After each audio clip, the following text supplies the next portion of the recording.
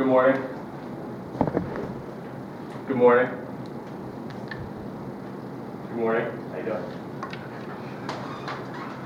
Imagine day by day having a job where you go to rundown areas, you walk down a real long hallway, it's kind of a rundown building, and you have to knock on a door of a person you've never met, you're meeting for the first time, but you know in the back of your mind that he did something terribly wrong.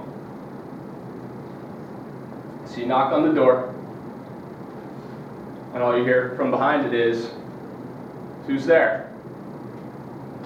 You say, "It's your parole officer, please open the door. This is a random search." You hear a response, "Go ahead and open it, the door's unlocked." When you open it, you see a 9mm pointed at your head, and the last thing you hear is the sound of a round going off. According to New York Daily News article, this actually happened to a parole officer in New York. The gentleman he was going to meet was just released from prison for manslaughter, and he had to search his apartment for the first time to make sure that he didn't have any violations. As an officer in training, I think it's important that no matter who you're dealing with, if they're a convicted felon and they're released, all officers should be able to carry a firearm at all times to defend themselves if need be, or use it as a deterrent.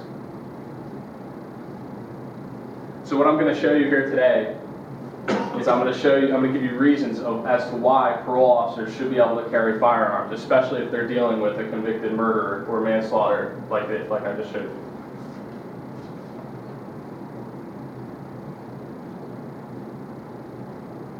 How would you feel if you had a job such as this and you had to deal with convicted felons like this, and the risk of being attacked with whether it be a gun, whether they attack you with their body or another weapon, and your job, they told you that you were not allowed to carry a firearm or any other defensive weapon whatsoever because you are not law enforcement.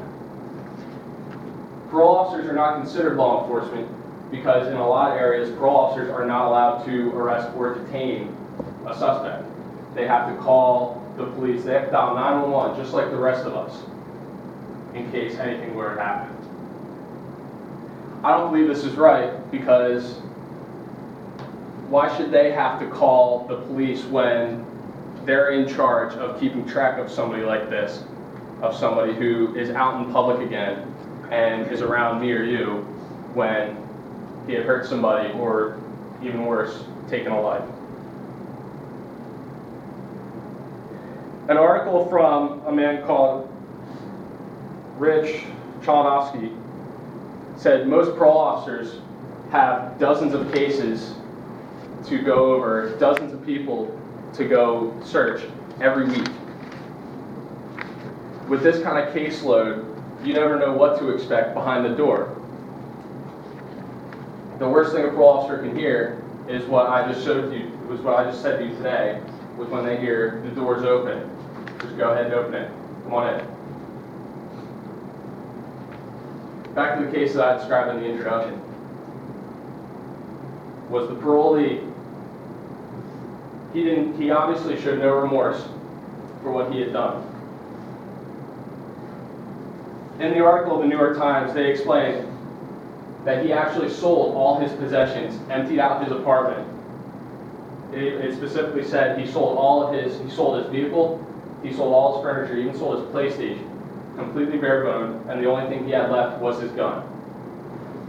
He left a note, a suicide note, saying that he had been fed up with the criminal justice system, and he was tired of being judged for what he did. So he was going to take his parole officer's life. He wrote that all in his note. Luckily, the criminal, he actually missed his headshot. He was aiming for his head and actually shot him in the shoulder.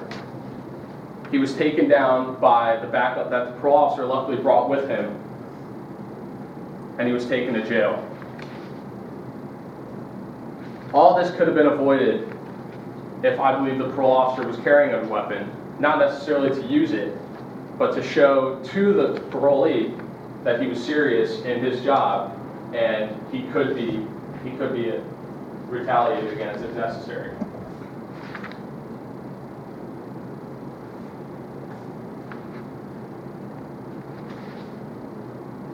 An article by a guy named Ernest Del Grosso wrote that a firearm in most areas is not considered a defensive weapon because of the capability of taking a life so easily.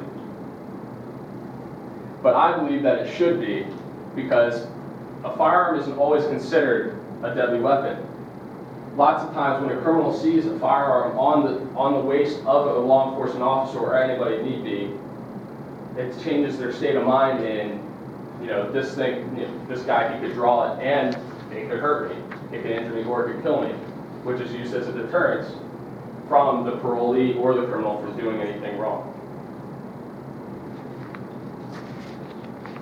Next, I'm going to support why I believe that, I'm going to show you support of areas that consider firearms weapons and the areas that allow parole officers to carry them. The state of Kentucky, for instance, it's not required, you're not required to carry a firearm, but they give you the option to carry one if you wish. Parole officers in Pennsylvania have the ability to arrest and detain a criminal, but they also have the option to carry a firearm as well, but it's also looked upon very poorly because most people don't think that parole officers should have that right.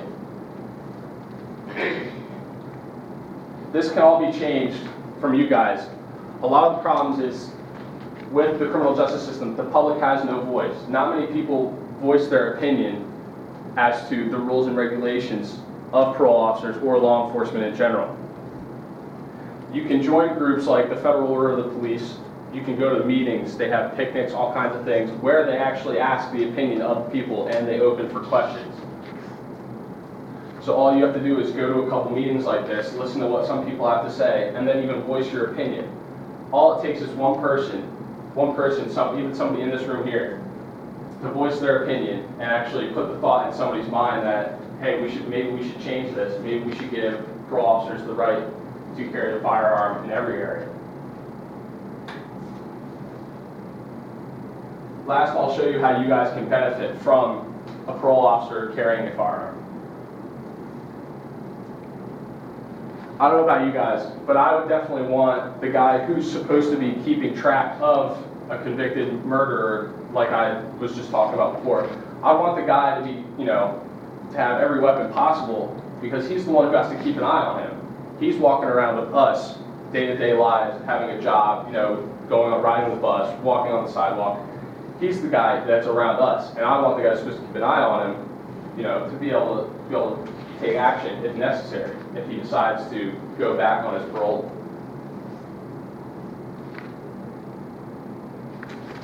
Also, the benefit is repeat offenders can know that their parole officer is serious in his job, by let alone just carrying it on his waist.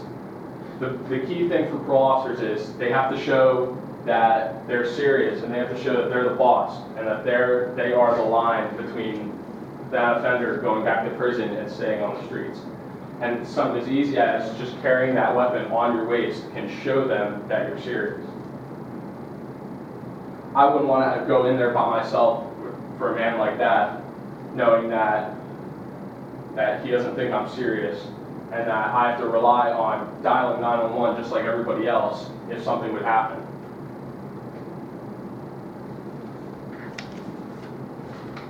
In conclusion, it's very important that everybody in the area shows their support for law enforcement in their area by, like I said before, something as simple as going to the picnics, going to the parades, joining local police groups, and just showing them support and giving them donating, whether it's donating money or just as simple as throwing out an idea and just giving it to them to consider that. It's important that everybody here has a voice, so that way the area that we live in and all the other areas in the United States can stay safe for everyone to live in equally. Thank you.